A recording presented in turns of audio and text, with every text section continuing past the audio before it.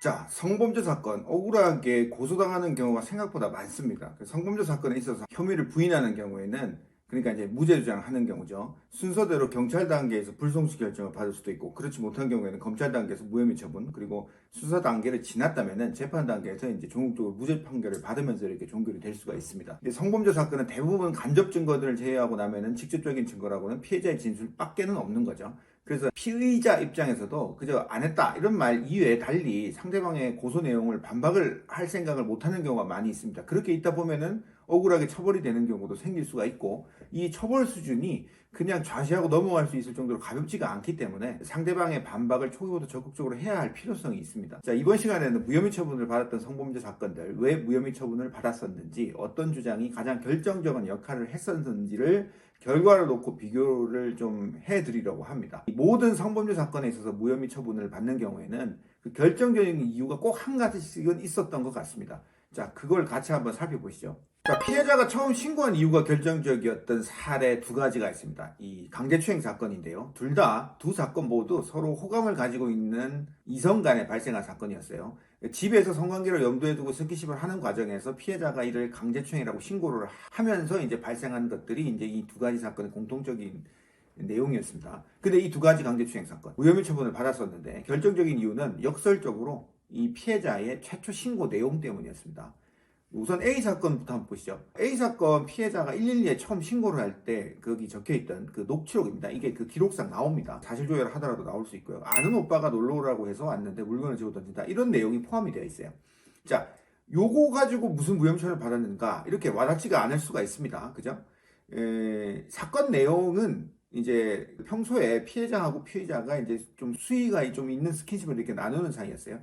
그날따라 피해자가 이제 좀 거부를 하니까 이 남자가 이제 좀 화가 난 모양이에요. 그래서 이제 뭐 가방을 이렇게 던지고 뭐 그랬다고 하던데, 근데 이제 신고 내용을 보면요, 좀 주목할 부분이 있습니다. 112에 신고한 내용 아까 보셨는데 강제추행을 당했다는 말이 없었어요. 그죠? 여기 어디에도 물건을 집어던진다는 내용 말고는 강제추행이라는 말이 없죠. 바로 이게 최초 피해자가 신고 당시에는 추행이라고 생각한 것이 아닐 수 있고 사후적으로 추행이라 생각하고 주장하기 시작했다라는 실제 피해자의 주장이 가능한 단서였습니다. 이게 시작점이었어요. 그러니까 이제 비단 이 피해자의 진술이 이상하다는 주장만으로는 좀 부족하죠. 이 진술과 관련된, 그러니까 추행의 의도가 없었다라는 부분에 관한 부연 주장을 시작할 수 있었고, 그 주장이 그 피해자의 진술 내용이라든지 이거를 반박을 하는 피의자의 주장 내용에 비추어서 이제 타당성이 있다고 결론이 났기 때문에 결과적으로 무혐의를 받은 거죠. 실제 불기소 이유서를 한번 보시죠. 오빠가 가방을 집어던지며 집에서 나가라 화를 내어서 폭행이나 폭언이 들어와서 신고를 하게 됐다라는 게 신고 이유인데, 이게 좀 석연치가 않은 거예요. 물론 신체 접촉 사실에 있었다라는 진술은 분명히 포함이 되어 있어요. 복합적인 이유가 있는데 그 중에 하나 주목할 부분이 이거였다는 겁니다. 그런데 이제 여러 가지 요소들 고려했을 때 전체적으로 봤을 때는 이 추행을 볼 만한 증거가 없다라는 게 결론이었죠. 자, 연이어서 B 사건 한번 보시죠. 피해자 진술 내용 중에는 이런 얘기가 있었습니다.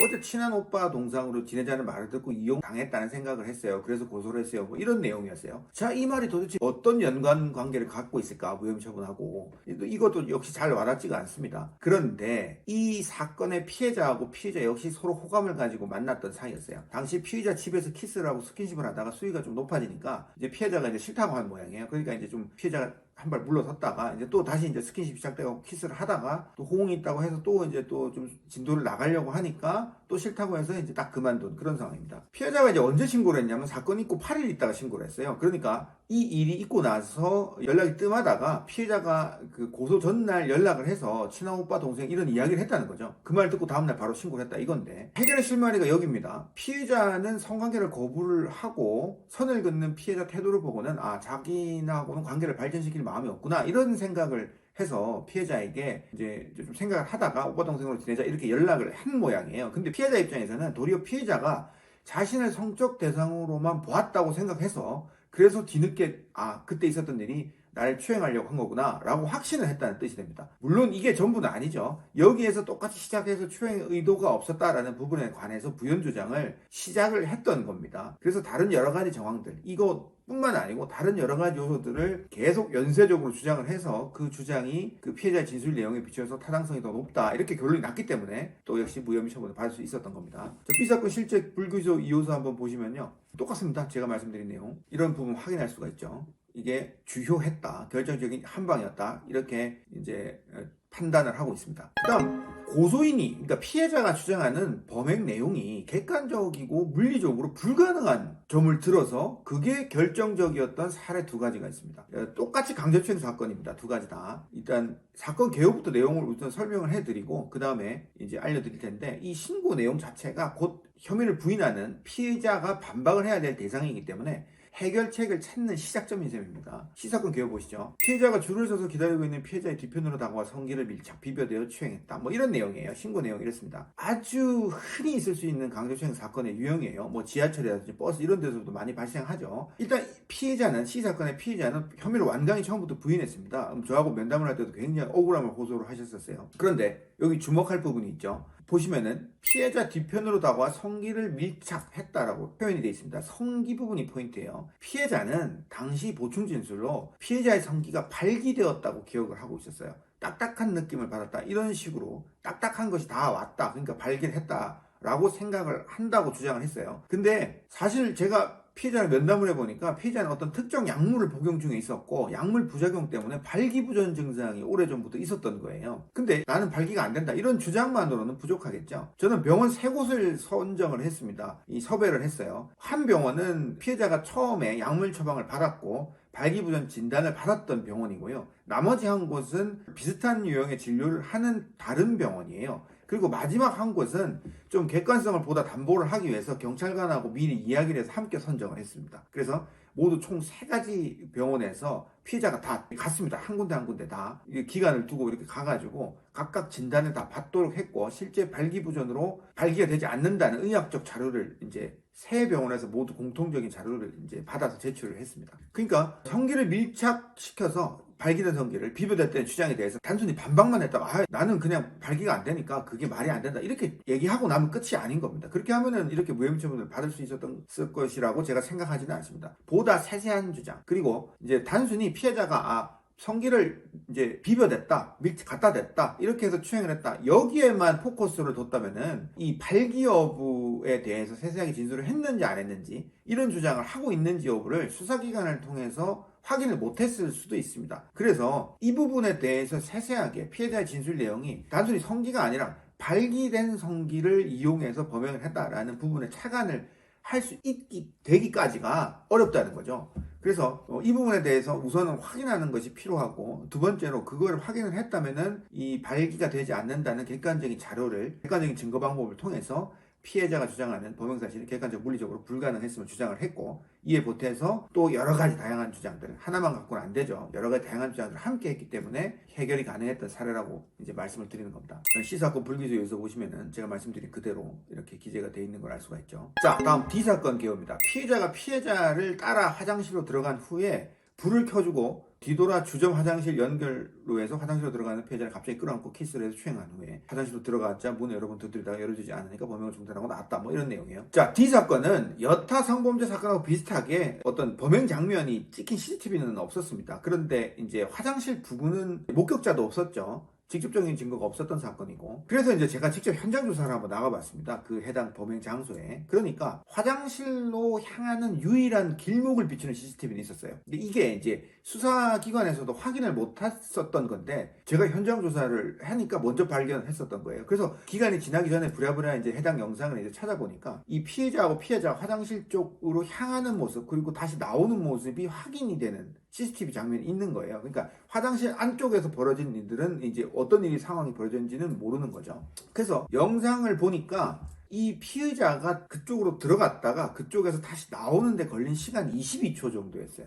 근데 여기서 제가 의문이 드는 거죠. 22초 만에 피해자가 주장하는 그런 일련의 행동들, 그러니까 따라 들어와가지고 불을 켜주고 뒤돌아섰다, 그리고 이제 들어가려는 피해자를 갑자기 끌어안고 키스를 하고 피해자 거부하면서 밀치고 화장실 안으로 들어가니까 또 따라와서 화장실 바로 앞까지 따라와서 문을 여러 번 두드리고 열어주지 않으니까 이제 범행 중단하고 나오는데 걸린 시간이 22초가 될 수가 있는가, 이런 의문이 들죠. 그래서 저는 그 현장에서 저희 직원하고 같이 가서 피해자가 주장하는 대로 범행 그대로를 한번 재현을 한번 해봤습니다. 그래서 총 한 3번 정도 재현을 해보고 그걸 동영상을 그대로 촬영을 했죠. 그래서 소요 시간을 살펴보니까 3번 다 30초 이상은 거뜬히 소요가 되는 걸 이제 확인을 했어요. 아무리 빨리 행동을 한다고 해도 30초 이상 소요되는 거예요. 그래서 이제 그거하고 피의자가 주장하는 사실관계는 이제 뭐 저런 내용이 전혀 없었다 이런 거였기 때문에 그 내용대로 그대로 재현을 하는 경우에는 정확하게 20초 부근으로 소요되는 것을 알 수가 있었습니다. 그래서 요 증거들, 동영상들을 이렇게 소요 시간하고 이렇게 다 이렇게 해서 수사기관에 그대로 제출했습니다. 그리고 이제 편집되는 것이 아니었음을 이제 증명하는 그런 자료들도 좀 같이 첨부를 해서 좀 제출했죠. 자, 이거 제출하고 나서 실제로 경찰관이 현장 조사를 한 번 더 했습니다. 그래서 현장에서 확인을 또 다 하고 그랬죠. 자, 요거만이 아니죠. 그래서 이제 다른 여타 정황들도 함께 이제 주장을 했고 적극적으로 반박해서 무혐의 처분을 받게 된 겁니다. 이게 이제 결정적인 요소였다는 거죠. 그 불기소 유서 한번 보시면요, 실제로 CCTV 녹화 영상을 통해서 확인된 피해자가 범행 장소에 머물렀던 검증을 통해 확인된 시간에 비교해 보니까 물리적으로 불가능했다, 명백했다 이렇게 정확하게 지적을 하고 있습니다. 그래서 불기소 의견이다 이런 의견이었고요. 그러니까 뭐 물리적으로 객관적으로 불가능하다 이런 게 원천적으로 피해자의 주장이 잘못됐다라는 반박 내용이니까 굉장히 결정적인 증거인데 이게 모든 경우에 이게 반박이 가능한 객관적으로 물리적으로 일어날 수 없는 일이다라는 게 이제 반박이 가능하지는 않습니다. 이 부분은 그냥 참고만 하시고. 자, 앞서서 강제추행 사건들 4개 알려드렸습니다. 근데 2가지 경우는 이제 피해자가 신고한 이유, 최초의 피해자의 신고 진술 내용이 결정적인 한방이었다. 이랬던 사례. 그리고 나머지 2건은 객관적 물리적으로 불가능했던 사례. 그걸 잘 이용해서 반박을 했던 사례들 알려드렸는데 지금부터는 강간죄 사건에 대해서 알려드리려고 합니다. 이 2가지 강간죄 사건이고요. 이 사건 직후에 피해자의 태도로 인해서 무혐의 처분을 받는데 이 결정적인 요소로 이 작용했던 실제 사건 내용입니다. 강간죄 역시 직접 증거가 없습니다. 거의 대부분이죠. 그래서 사건 전 또는 사건 직후에 여러 가지 정황들로 추단을 해서 강간죄 혐의를 판단을 합니다. 그래서 이런 전후 사정들이 굉장히 중요한데 만약에 억울함을 호소하는 피해자라고 하면은 그 입장에서는 그런 주변 정황들을 충분히 수집해서 제출할 수 있는 자료가 있다면은 적극적으로 조사를 먼저 하셔야 됩니다. 이 2가지 강간죄 사건 모두 피해자의 집 또는 모텔에서 성관계를 가진 후에 이제 신고가 이루어진 사안인데 이 사건 같은 경우에는 사건 당일 몇 시간 이후에 신고를 바로 한 사안이고요. 사건 당일날 신고했다는 거죠. F 사건 경우에는 수개월이 경과한 시점에 신고를 한 것이니 좀 차이점이 있습니다. 우선 이 사건부터 한번 보시죠. 자, 이 사건 직후에 주목할 만한 피해자의 태도가 있었습니다. 이게 뭐였냐면 피해자와 함께 집을 나선 후에 피해자의 집에서 발생한 일이었어요. 이제 성관계를 하고 집을 나선 후에 피해자의 팔짱을 끼고 손을 잡거나 걷는 모습이 있었다는 거예요. 면담할 때 이런 내용을 제가 듣긴 했었습니다. 근데 뭐 어떻게 이제 이런 정황들을 확인을 할까 이렇게 조사를 좀 해보니까 그 이동 경로상에 CCTV를 확인할 수 있는 장소들이 몇 군데 있었습니다. 그래서 그 CCTV를 일단 수집을 했죠. 그래서 이제 제출을 하게 된 그런 케이스인데 우선 이 제가 그려드린 도표를 보시면요. 피해자가 사건 직후에 신고를 했기 때문에 결국은 피해자하고 성관계를 한 후에 피해자와 함께 길을 걷고 그리고 헤어진 다음에 신고를 했다는 겁니다. 근데 이 길을 걸을 때 팔짱을 끼거나 손을 잡거나 하는 모습이 이제 피해자의 종전 주장하고는 좀 배치되는 거예요. 그러니까 피해자가 뭐라고 했냐면은 피해자 진술 내용 중에 보면은 많은 주장이 있는데 그 중에 특정 부분을 이제 발췌를 한 겁니다. 너무 무서웠다. 강간을 당하고 나서. 그래서 피해자가 데려다 준다고 하는 걸 거부를 못했다. 이런 식이고 안경을 안 써서 눈이 잘 안 보였다. 뭐 이런 이야기도 있어요. 그리고 뭐 충격을 받아서 몸에 힘이 빠진 상태라서 부축을 받았다. 뭐 이렇게 표현을 또 했습니다. 그런데 이 CCTV를 보니까 굉장히 다정해 보였어요. 제 눈에는. 그래서 이거는 피해자의 주장을 반박을 해야 되는 이제 중요한 자료가 되겠거니라고 이제 추측을 했었죠. 그래서 이제 그걸 시작점으로 이제 주장을 하기 시작한 건데 이제 말씀드렸다시피 이런 이제 면담 시에 이제 피해자가 이제 이야기하는 것만으로는 그런 일이 있었구나라는 거. 그래서 또 피해자가 경찰 조사 때 그런 주장을 하는 것만으로는 부족하죠. 객관적으로 이런 행동이 담긴 확인을 할 수 있는 CCTV가 있어야 된다는 거죠. 그래서 이제 CCTV를 확보를 했다는 거고요. 근데 CCTV만 있다고 해가지고 또 충분한 건 또 아니죠. 이 CCTV가 존재한다는 것을 확인한 후부터는 관련 피해자의 주장들을 연쇄적으로 반박할 수 있게 된 것이고 이제 만남 전에 주고받은 카카오톡 대화 내용 등 이런 걸 토대로 왜 피의자하고 피해자가 만나게 된 것인지 그리고 성관계 당시뿐만 아니고 함께 걸으면서 나눈 대화 내용에 대해서 제가 피의자분에게 최대한 좀 복귀를 해서 구체적으로 좀 이야기를 해달라고 이제 부탁을 드렸었어요. 그래서 또 다행히 신고가 뭐 사건 생기고 바로 직후에 이루어졌기 때문에 시간이 그렇게 경과한 시점이 아니었기 때문에 피해자분도 좀 그 당시에 피해자가 이야기한 내용들을 되게 디테일하게 묘사해서 진술할 수가 있었어요. 그래서 실제 이 이야기를 듣지 않고서는 꾸며내기 어려운 이야기들을 많이 이렇게 기억을 해냈기 때문에 결과적으로 이 사건 불기소형 이유서 한번 보시죠. CCTV 영상을 보면 술에 취해 부축받는다고 볼 수가 없고 연인같이 보이며 아무런 이야기를 하지 않는 것처럼 보이지 않는다, 이렇게 이제 지적을 하고 있죠. 그러니까 피해자는 당시에 뭐 충격을 받고 당황해서 부축을 받고 이랬기 때문에 이야기를 할 겨를이 없었다, 이렇게 주장을 했다는 거예요. 근데 피의자는 그 당시에 이제 CCTV상으로 명확하게 좀 가까워 보이는 장면 플러스 그 당시 피해자가 이야기했던 디테일한 이야기들, 실제 듣지 않고선 지어내기 어려운 이야기들 적극적으로 주장했기 때문에 종합적으로 결국 무혐의 처분을 받는 요소로 작용했다는 겁니다. 자, 마지막으로 F 사건 보시면요. 일단 도표부터 한번 보시죠. 주목할 만한 피해자의 태도가 있었습니다. 이거는 신고를 받고 사건 초기에 이제 확인한 것이 아니라 사건을 하면서 이렇게 확인이 됐던 거예요. 시간이 경과하면서 수사 절차를 진행을 하면서 이렇게 성관계 직후에 자리를 벗어나지 않고 1시간가량 계속 모텔에 머물렀다는 점이 또 있었고요. 그 다음에 모텔에서 나온 후에 피의자하고 함께 차를 타고 귀가를 했던 사정이 또 있었어요. 그리고 피해자하고 헤어지고 수개월 동안 피해자나 그리고 다른 주변 사람들에게 항의를 하거나 도움을 구한 적이 없었어요. 그리고 뭐 서너 달 뒤부터 이제 뭔가 문제 제기를 하기 시작했다는 거죠. 그리고 사건 후에 피해자하고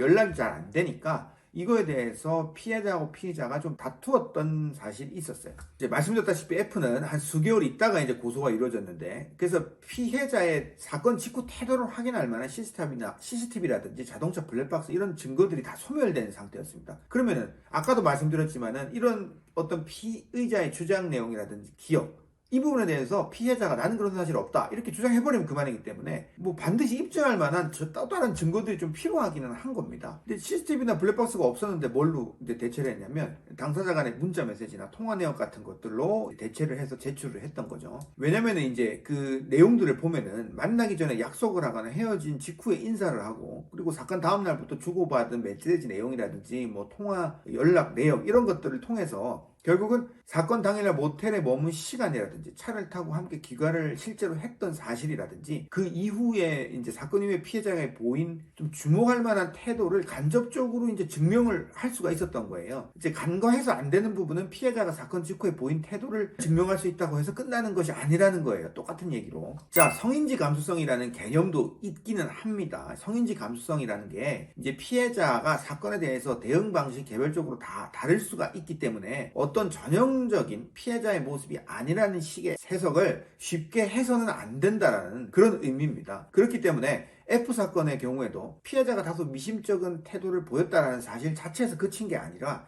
이 부분에서 시작을 해서 사건 당시에 가해자가 폭행, 협박 등 유형의 행사가 없다는 점, 이걸 또 이제 주장을 했고, 또 강간의 고의가 있어 보이지 않는 그런 이제 관련된 자료들도 굉장히 많이 제출했었어요. 그래서 결국은 관련 피해자의 주장에 대해서 종합적으로 반박을 할 수가 있었고, 왜 피해자가 고소를 한 것인지에 관한 어떤 의문을 좀 제기를 했던 거죠. 그 의문이 좀 설득력 있어 보였다는 겁니다. 그래서 F 사건이 무혐의 처분을 받을 수 이제 있었던 건데, 그렇다 해도 결정적인 한 방은 피해자가 사건 이후 보인 태도였음은 부인할 수가 없습니다.